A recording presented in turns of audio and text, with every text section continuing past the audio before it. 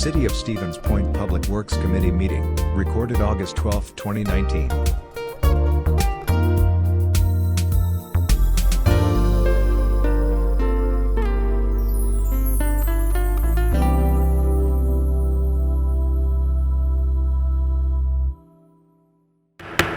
We'll call the Board of Public Works meeting to order. I have 11 minutes after 10 o'clock.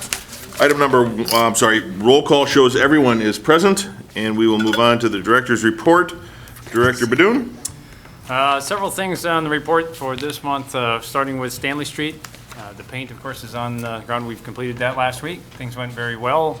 We picked probably the best day of the week to do it and managed to get it all wrapped up. But more important than even the paint on the ground is I think hopefully everyone will see, if they haven't had an opportunity, just how the traffic flows through there.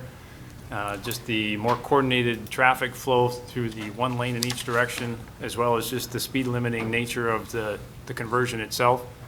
I think people will see the benefits of what was done there. So, I don't know. You can cover all the topics, and then we'll go to questions. All right. Northside reconstruction, I'll try to keep this abbreviated given the time here, but still basically ahead of schedule on that one. Basically, as far as the utilities are actually getting close to wrapped up, well over halfway through the project on that one. They are just going to be starting to blast here soon this week, just a little bit of rock to be done, and then they'll pick up where they left off. So things are going very well on the north side. Reserve Street, the utilities are wrapping up now. Things should really start to pick up in speed now. They'll probably do the removals here shortly, potentially even the end of this week, and the remainder of the project on the south end. And then they'll start shaping the road, which should put that into high gear moving forward. Whiting Avenue has been working around really fast. We did run into a snag, however, with WPS. They wanted to relocate some things within there, so we're kind of at a hold right now, waiting for them to move some things out of the way, even after they moved them once beforehand. Once they're completed, we'll get back in there and start working. I would expect to see pavement on that project here really in the next few weeks. So that one is coming on very well. Country Club Drive, the thing I really wanted to mention there is just that there's a public informational meeting this Wednesday at 6 p.m. at the Town Hall. I managed to say that. And then lastly, Neville Street or Neville Street, depending upon who you are, is I think we're planning a public information for that next week, Tuesday, 6 p.m. at Rookies. Go through that. That's our fall pavement project for the year. So we'll be taking care of that one and telling the public more about it next week. Thank you very much, Director. Yeah, we've shifted from complaints about potholes to complaints about construction, so we know we're making progress. Any questions for the Director on any of the projects listed in his report? Alder Jennings? I just have a comment. I just want to praise the director and the street crews for the work that they did on Stanley Street to do that. And one day it was pretty remarkable to watch and to see how well it's functioning and just how the conversion has created a much more neighborhood feel for that corridor. So I'm really pleased with the work you did, and thank you, Director. Thank you. And to your crews as well. Thank you. Any other comments? Alder Nebo. Piggybacking on what Alder Jennings said, I actually saw my first bicyclist on Stanley Street. All the years I've gone there, I've never seen anybody cycling until after the street was redesigned, after the striping. I actually saw somebody riding a bike down there. So I think it's come along. I did three of them on the sidewalk. Pretty cool. I did. Well, this person was actually in the bike lane. And we noted last week that there is no law saying you can't ride a bicycle on the sidewalk in the city. Okay, any other comments or questions for the Director on his report? Then I need a motion to accept the Director's report and place it on file, please. Alder Selinsky? Okay, do we have a second? Seconded by Alderperson Morrow. Any discussion?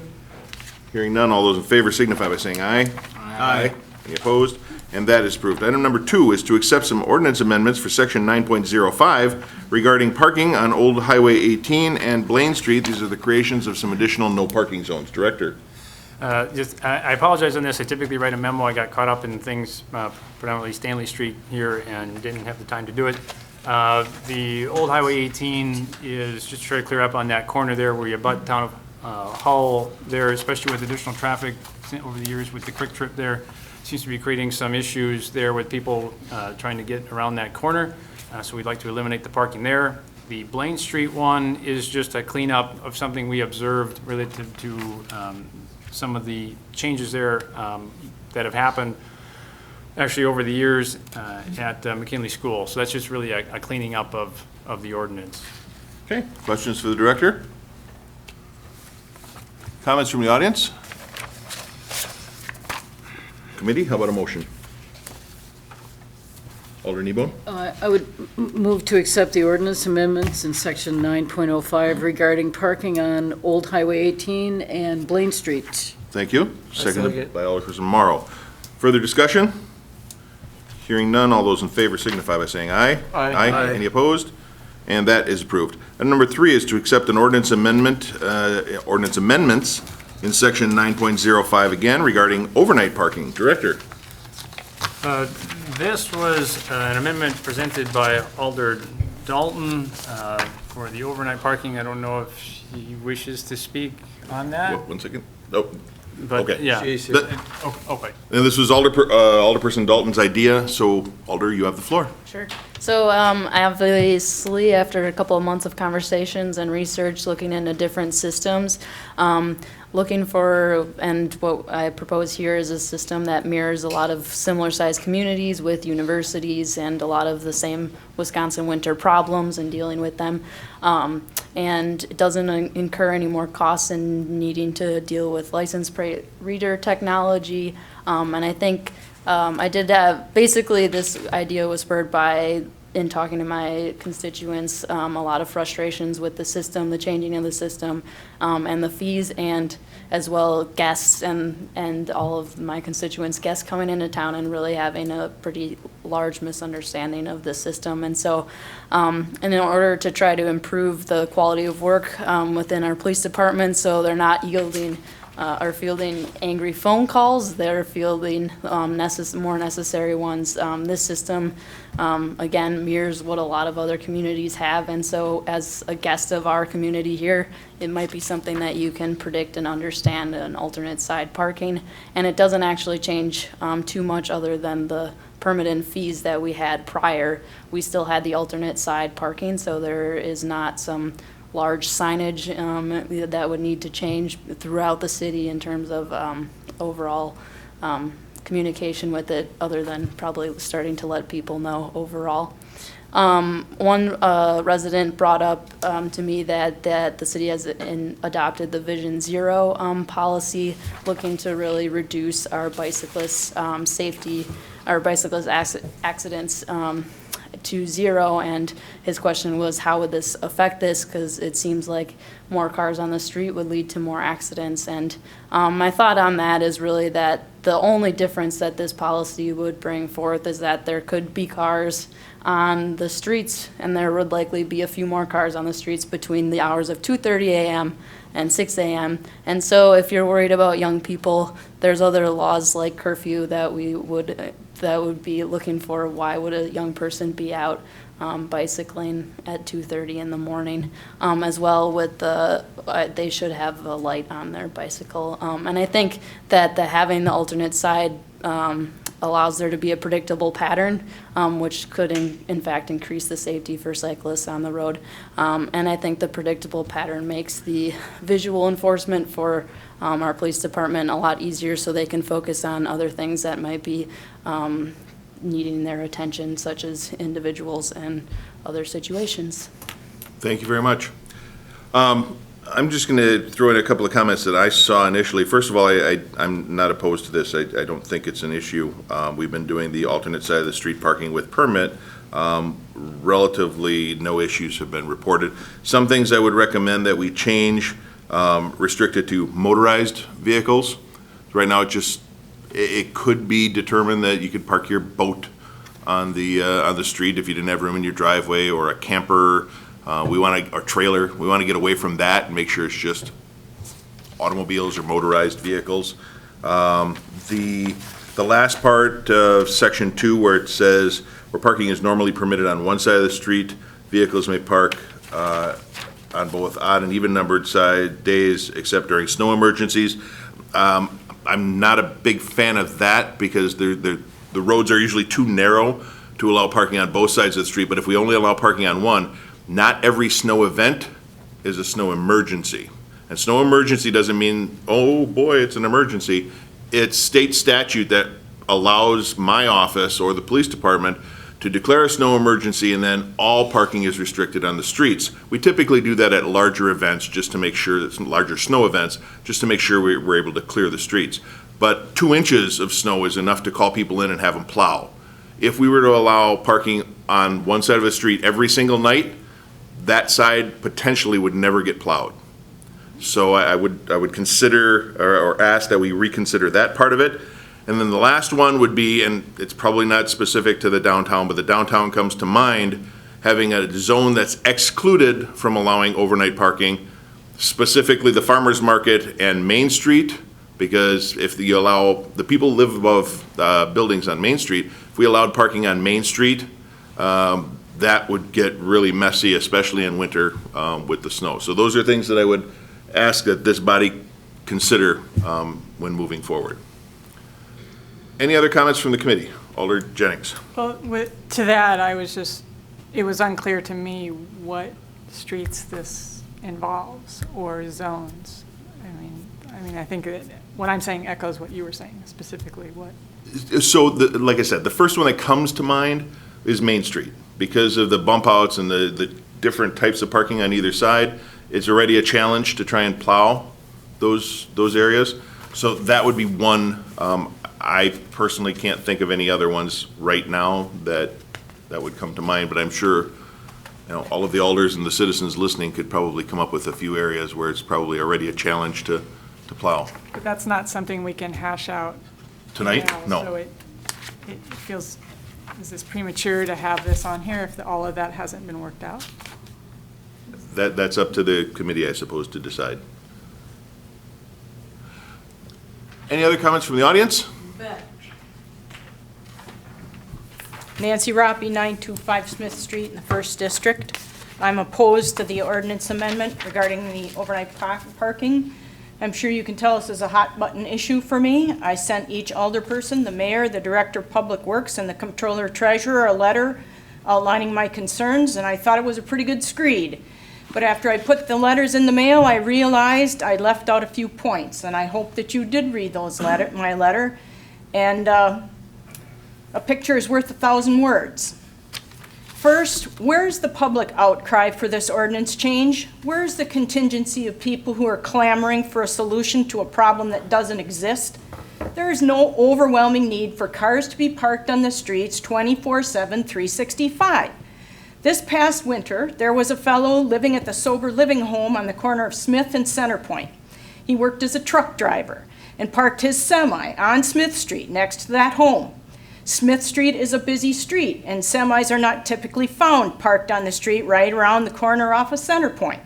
This behemoth was white, and it tended to blend in with the snowbanks, making it hard to see when rounding the corner. The vehicle was often left running, especially during below zero temps, so the neighborhood was treated to the sound of a running semi whenever he was at home. I learned that at night he moved this vehicle to the parking lot in front of the high-rise manor. So the residents there then were treated with the continuous dull hum of a running semi literally driving them nuts. I appreciate this person needed to maintain his employment, and it was important to leave the vehicle running to prevent diesel fuel from gelling, but that doesn't justify the inconvenience and nuisance it created for his neighbors. Once he has an annual overnight permit, he could leave his running semi, a vehicle, in the street all day and all night. During the school year, college students park in front of my home all day long. They park up to the edges of my driveway. It makes it impossible for garbage and recycling collection. I have to push the cans out into the street beyond the parking lane. If I want to get out of my own driveway before the collection occurs, I have to move the cans out of the way, drive my car out, double parked, and then put the cans back in the street. Otherwise, the truck cannot extend the arm to grab the cans.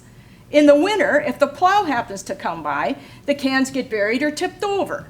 Overnight parking is only going to make matters worse. Now, I have a guy who does my snow removal. If he comes during the day, he can't park in front of my home because the parking is taken up by college students. Sometimes he arrives later in the evening after it stops snowing. He'd either have to double park or park blocks away to perform my snow removal. And at some point, he's going to decide it isn't worth the trouble. He's the best snow removal provider I've ever encountered. And if I lose him because of this misguided ordinance change, I am going to be livid. Plus, I don't know what I'm supposed to do and tell any other service provider like a plumber or an electrician or the like, you can't park in front of my home, and you might not be able to get in my driveway because it hasn't been plowed, or it's blocked by garbage or recycling cans. Or how about if my neighbor decides, like I said, the mayor mentioned he wants to buy a boat or an RV, or maybe he has a trailer that he doesn't have room for. Presumably with his permit in hand, he can sit it in front of my house all day and all night, all year long. I don't have a problem with somebody who wants a 3-day permit to park on the street overnight for some special occasion, like out-of-town relatives visiting. And I don't have a problem with the relaxation of the overnight parking rules for trivia.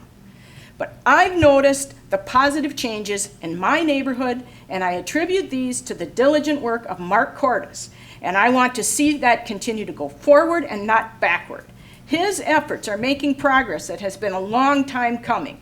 If you approve this ordinance revision, it will be a setback to the improvements that have come about as a result of ordinance enforcement that has been seriously lacking and is finally being achieved. Slowly, it's turning from a blighted area to one with proper upkeep. I don't know about you, but I remember the yards with the grass a foot high. I remember the porches with the ratty couches rotting away. I want my neighborhood to be as peaceful and serene as possible, despite it having a high concentration of student rentals. Not a gritty inner city one where streets are populated with deteriorating vehicles out in the street up on blocks. I will strenuously resist this effort to turn the clock back and turn my neighborhood into an inner city slum. And I have a question. If you approve this and I have problems, who do I call that's going to resolve it for me? And the guys that are riding their bikes down the street from 2:30 in the morning till 6:30 in the morning are drunk, and they've lost their driver's licenses, and that's why they're on bicycles. I don't have an answer to your question because it could be a variety of things, but I can tell you that if their vehicles parked too close to your driveway during the day, I believe it's 4 feet. They have to be 4 feet away from the apron. If they are not, you can contact the non-emergency number at dispatch, have a CSO come over there, and if they are in violation of that parking ordinance, then they can get cited and potentially towed. It's an everyday thing, and if you read my letter, I on Franklin didn't- and Smith, they're right up to the corner, I didn't get that letter yet. When did you mail it? Friday. No, Thursday, I got mine. Did you? When'd you get it? right up to the corner. I got it just Every right up single today. day. Oh, You cannot if it think- showed up today, I hadn't checked, and Director Badoon showed up today, so I'll see it in the morning. You cannot see to pull out onto Franklin Street. You have to edge out into the intersection because the cars are right up to the edge. Thank you. Chief Zenner, comments?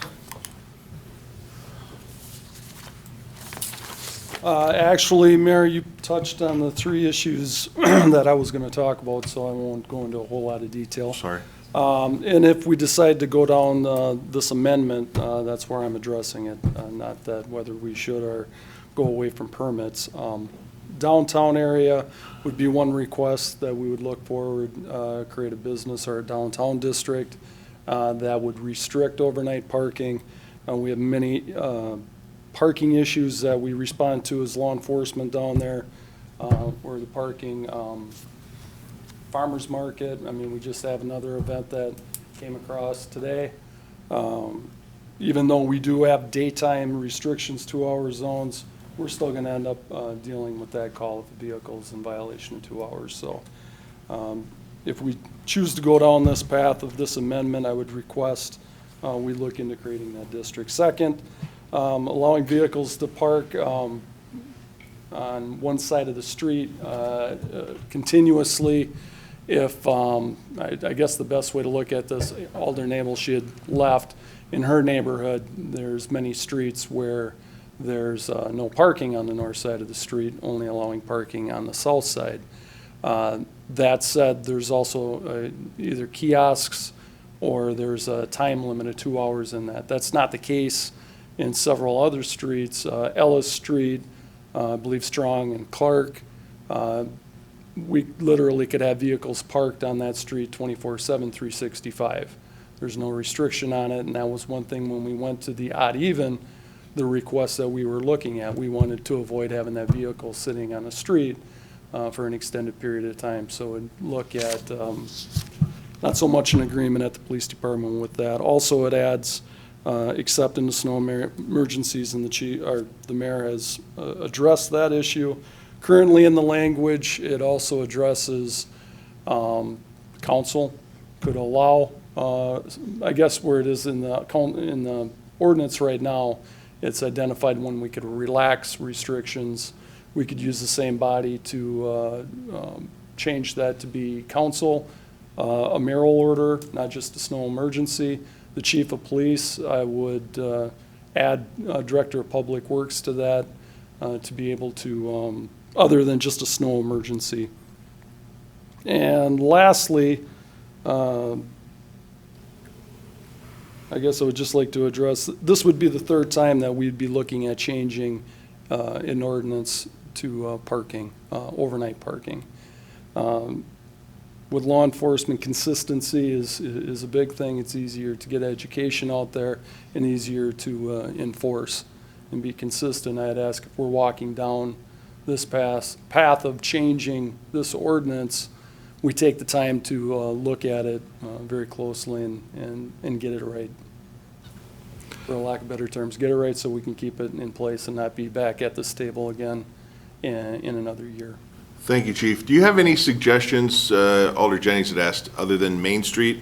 Some streets, I know you haven't been on patrol in a while, but some other streets that we might want to consider special exceptions for? The big one that jumps out in the downtown district, I would start all the way from Church Street, all the way down to Water, and then from Center Point over to Clark. We have ample parking lots in the downtown area. You know, frankly, we're selling permits for overnight parking. If we were to open that up to overnight parking, there's really no reason to park in a parking lot. And we have many tenants in that downtown area. We're going to find those parking on the street or in the square. And again, that's something that we would have to deal with the following day, either for the farmer's market, which would require towing. I would recommend that area in the downtown area be restricted from any kind of overnight parking.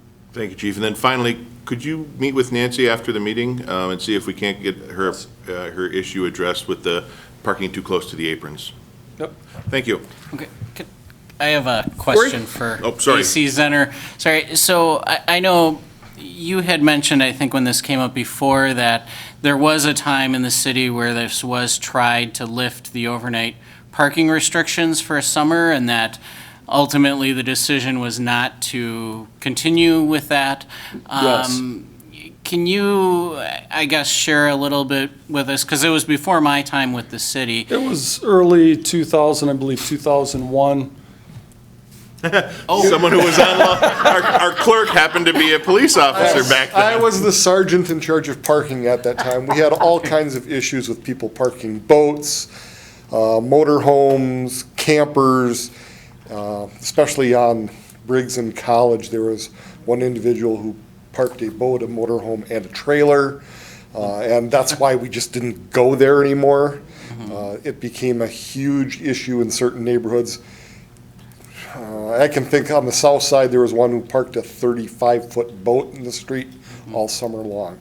So as long as you're up there, Paul, was that the primary concern, or was it motor vehicles being on the street and causing problems? There were some with motor vehicles, but most of those during the summer, it was non-motorized vehicles.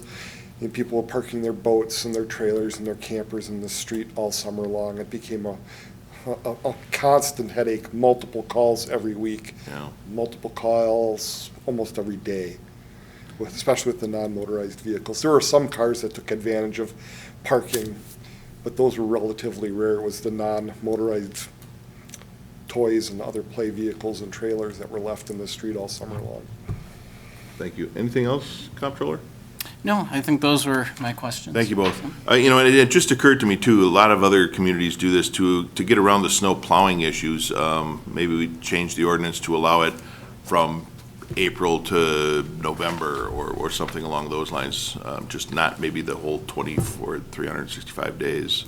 That might address some of the issues at least. And the motorized vehicles, I think, is a key. Comptroller, did you have anything that you wanted to discuss in this regard? Well, so I feel like I wouldn't be doing my job if I didn't point out the financial impact, because we do charge for overnight permits, and the reason why we do is really because of the expense as far as any extra snow plowing or things that need to happen. But in general, if you're looking at our overnight permit program, our most recent half going January to June, we made a little bit over $7,000 as far as what we brought in for revenue. So I'd say, you know, you'd be looking at giving up about $15,000 a year in revenue from that standpoint. And then also as far as overnight parking fines, and I'm not sure how those would change, but you're looking at about $50,000 a year in terms of overnight parking citations. Of course, you could still have citations because you do have the alternate side requirement, so you might have cars that don't comply with that could still get a citation. You know, I know that some people will say, well, you shouldn't be making, you know, revenue on parking. I guess my response to that is, you know, unfortunately, our employees don't work for free. And, you know, if we want to provide local government services, we do need to figure out a way to fund those services. I think we can talk about how that should look and what, you know, things we want to charge for or not charge for.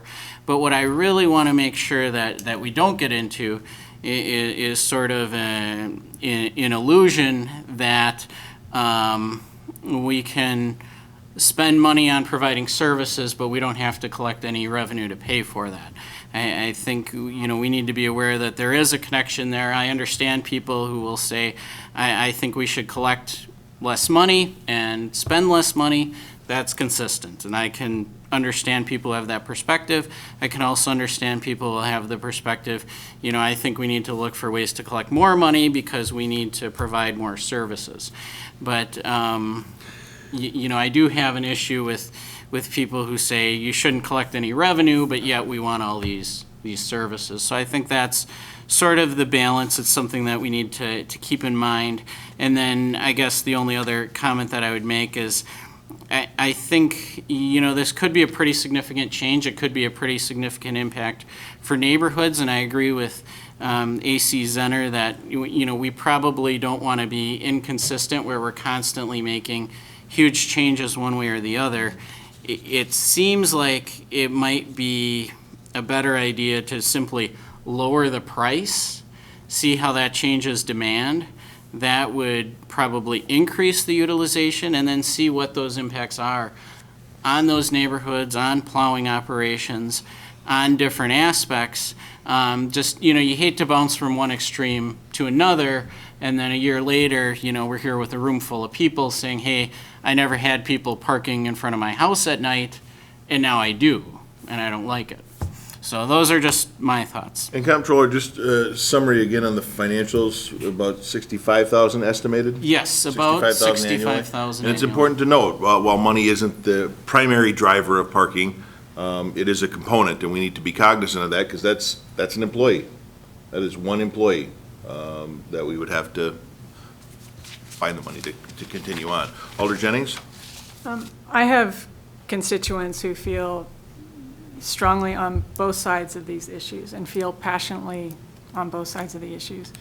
Again, District 1 and District 3 are disproportionately impacted by these parking and maintenance sorts of issues. I'm being consistent to express my concern about what is going on with parking.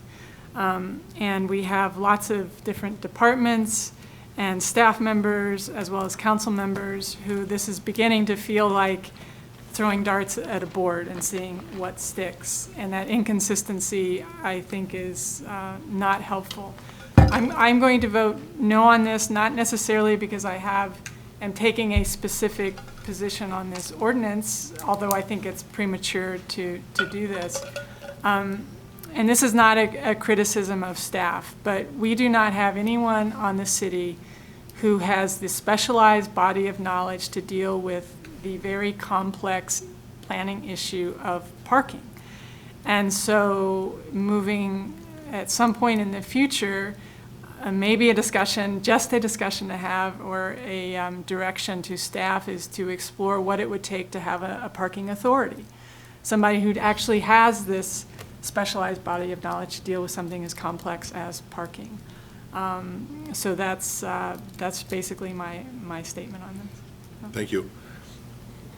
And nobody from the media is here. Alder Jennings and I agree on something. Alder Morrow. I think Chief Zinner and Mayor Weeza did bring up a lot of points that weren't in this ordinance. One of them was like, what is a vehicle like? Okay, it's a motorized vehicle, so someone's gonna be all right with having a RV parked out in front of their house. I mean, some of those 50-foot boats, that are 50 foot long, I don't think that was what someone has in mind.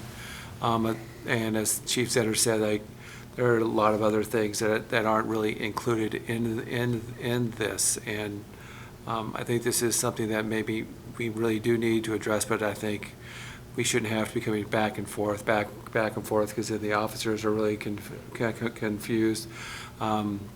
Folks are really frustrated with this, because there's no real clear direction.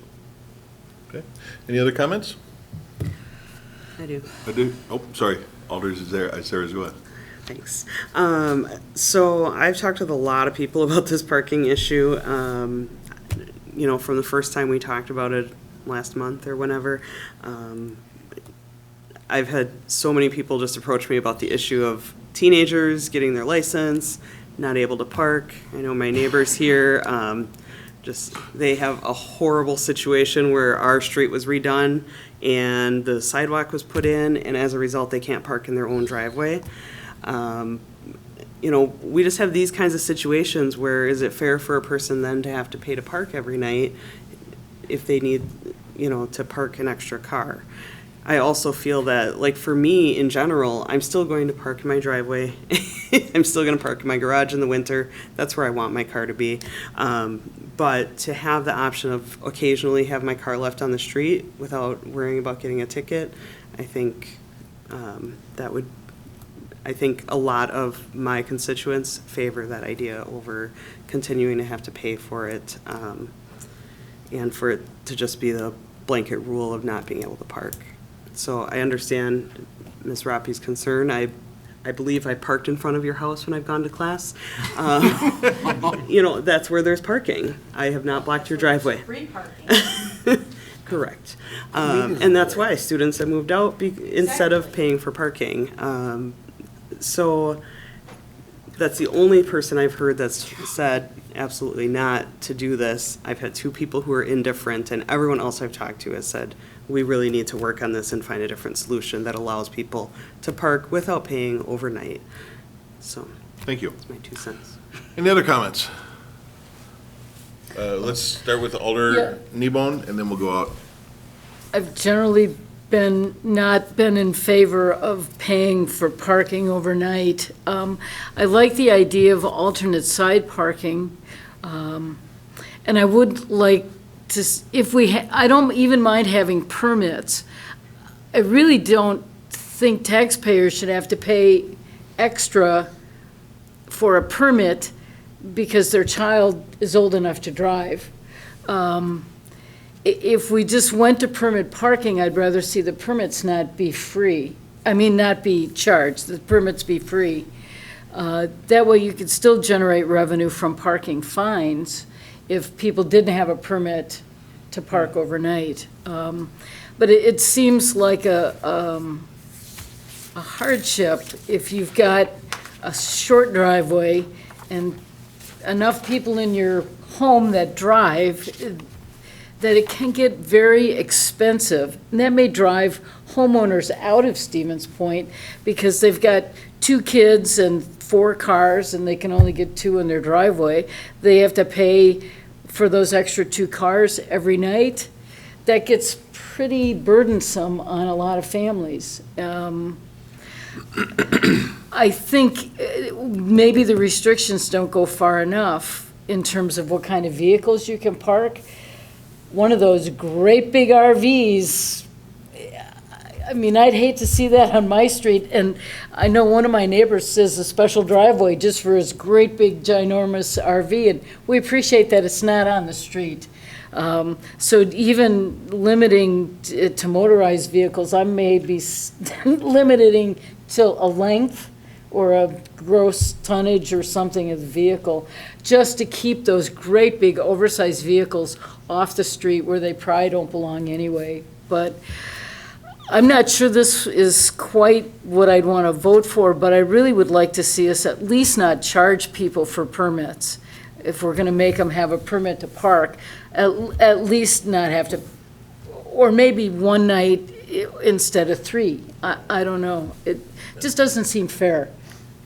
Thank you. I don't want to have to issue Assistant Chief Zenner like, scales and stuff to weigh cars and things like that, but Yeah. I agree. I think the general consensus is we don't want RVs parked there 24/7 either. Yeah. However, maybe my cousin from New York is coming to visit and he's got an RV, they're traveling the country. Yeah. He may need to park somewhere for a couple of days while he visits or something along those lines. There's work to be done. Yeah.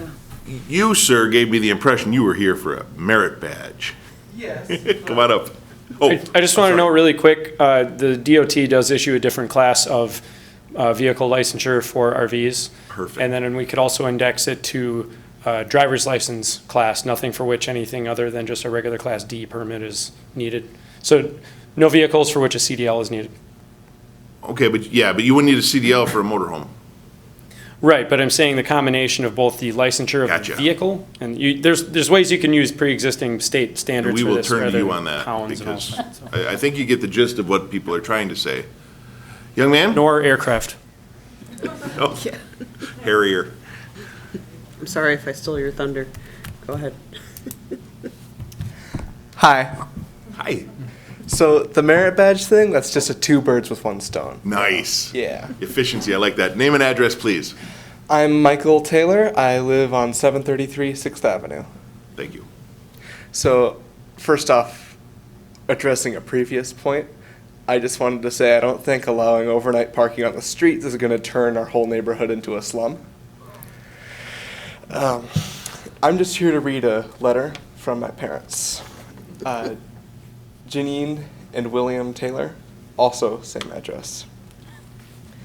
To whom it may concern, as property owners of 733 6th Avenue, we would like to express our extreme interest and support for allowing overnight parking without permit in the city limits wherever daytime parking is currently allowed.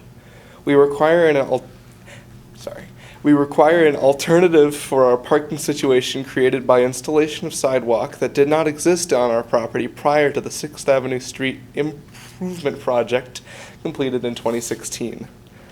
Prior to the street renovation and sidewalk installation, we had space to park 4 vehicles, 2 in the garage and 2 in the driveway.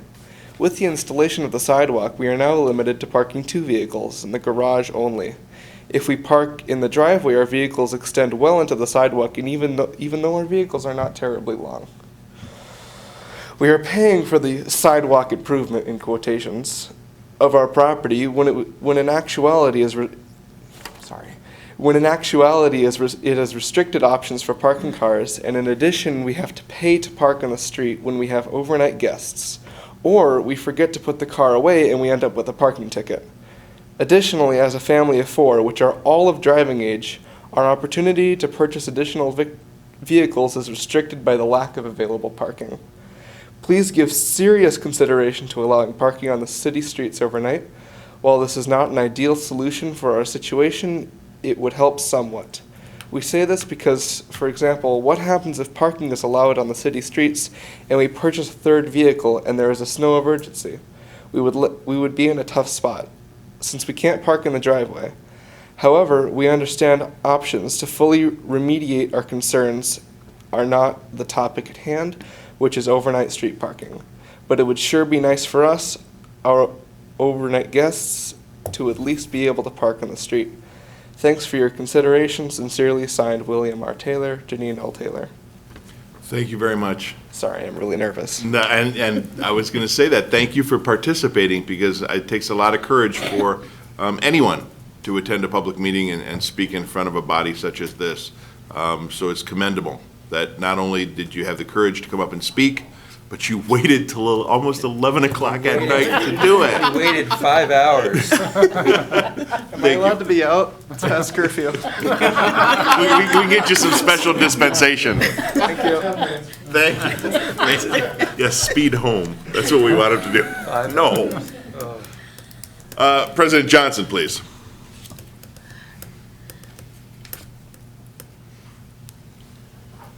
Tell you, this thing's going to drive me nuts. It'll probably drive John Quirk nuts, too. I know, there's a sign, the big letters right there. I know, It says, do "Don't not move it." touch the It microphone. happens. And everybody was touching the microphone.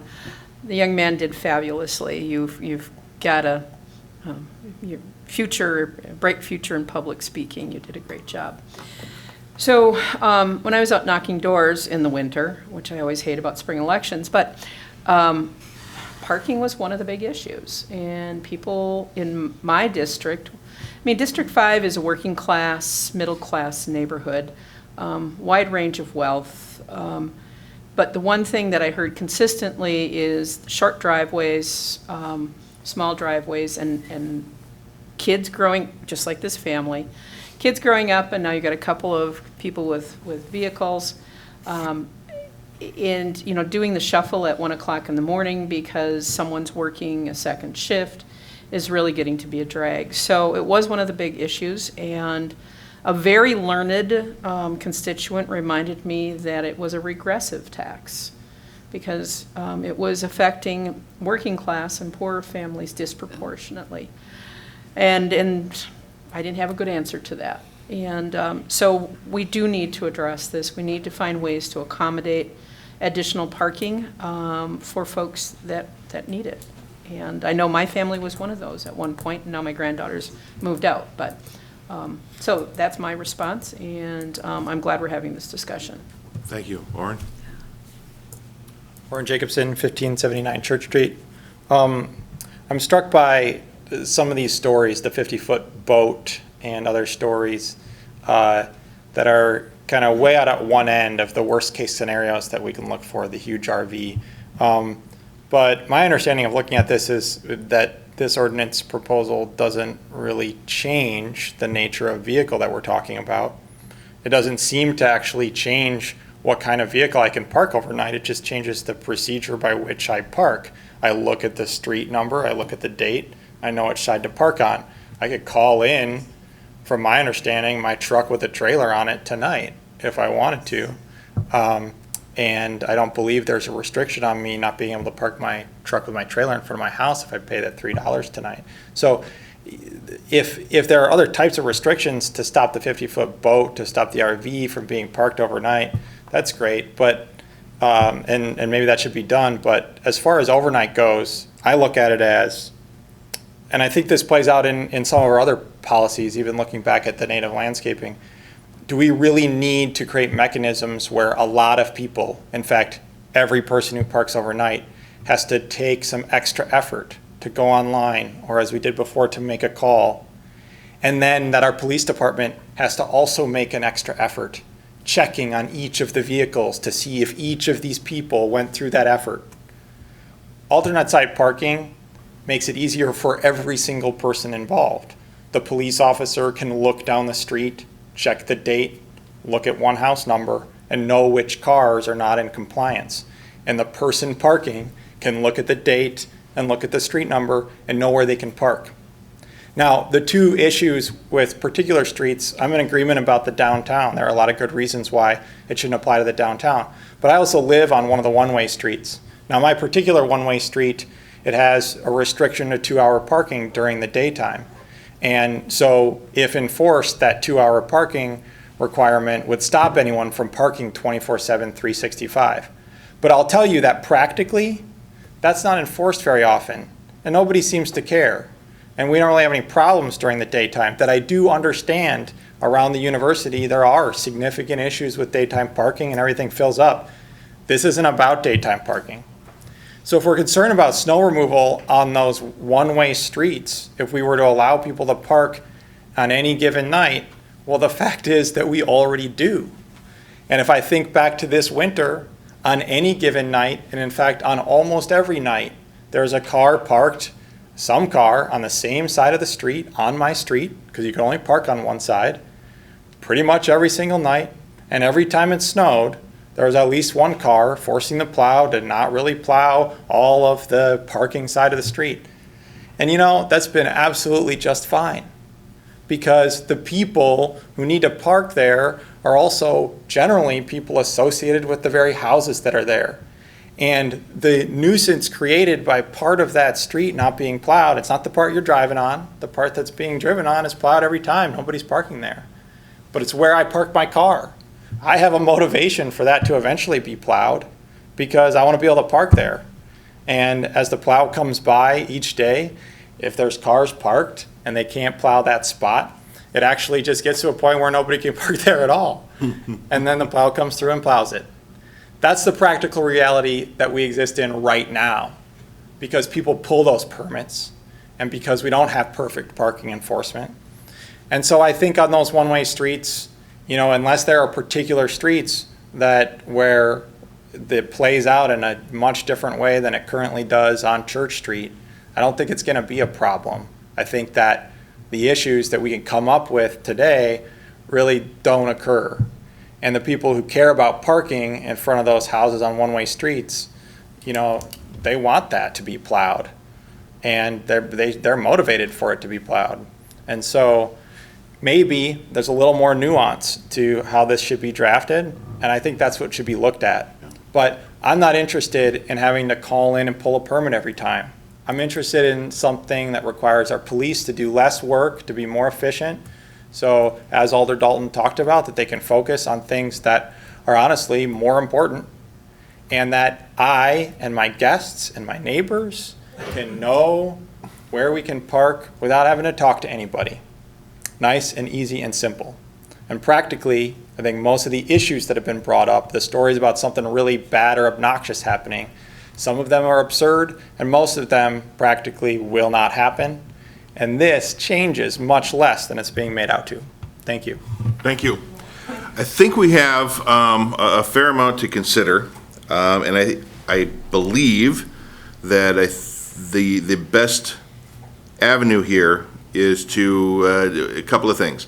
Either vote to postpone action to a date certain, or I think it's probably more appropriate to take no action at this point, and then allow staff to continue to work with some of the comments that we've had here, addressing the motor vehicle issue, the downtown zone. Again, I personally would like to see the one side of the street exception, but that's something we can debate later. But I think generally, most everybody spoke about finding the motor vehicles and what we mean by that. And then a downtown zone. If there's any other zones that people either watching or listening can think of that may be appropriate, we'd love to hear that. But my recommendation at this point would be to take no action on this ordinance, and that would allow staff then to continue to rework this with the input of all of the comments that we've heard, plus the additional public input that we are hoping to get through people watching, listening, and seeing the minutes. But Alder Dalton, since you brought this forward, I would offer you the last word if you were interested in doing so.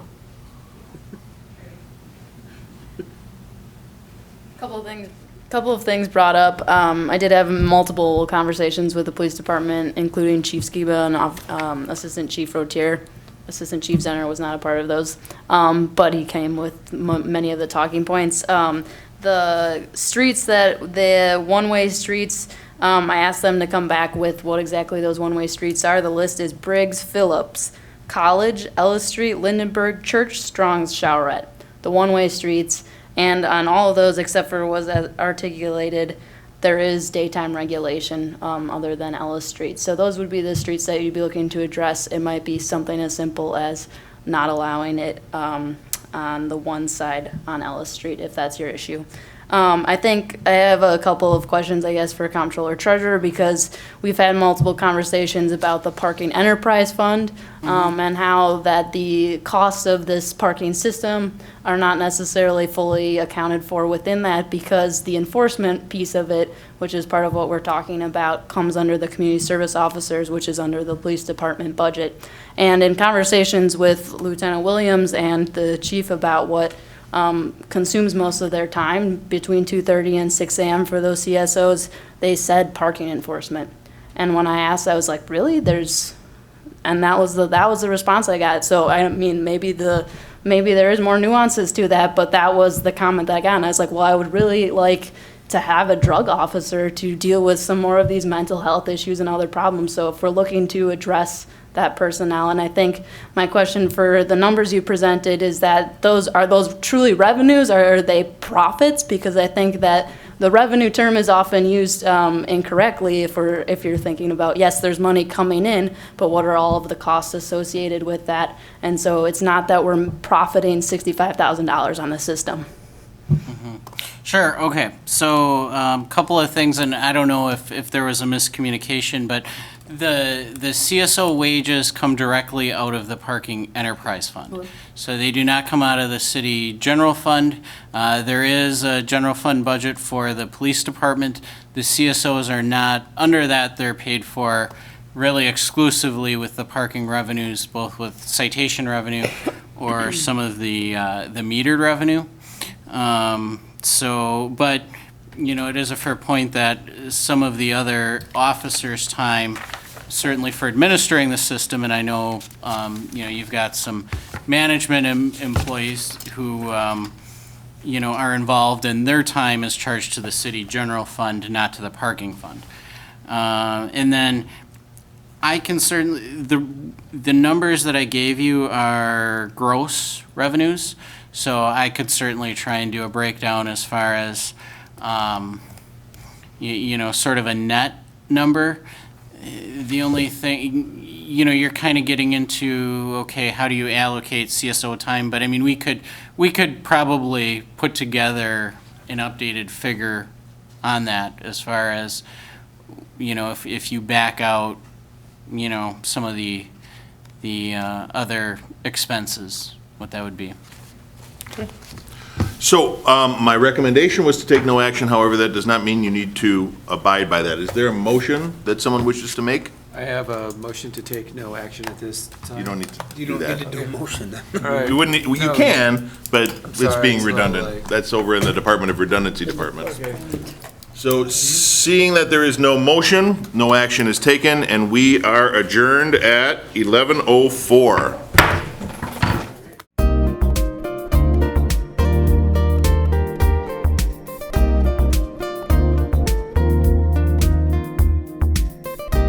Videos of these meetings are available for viewing on the city's website, stevenspoint.com/videos.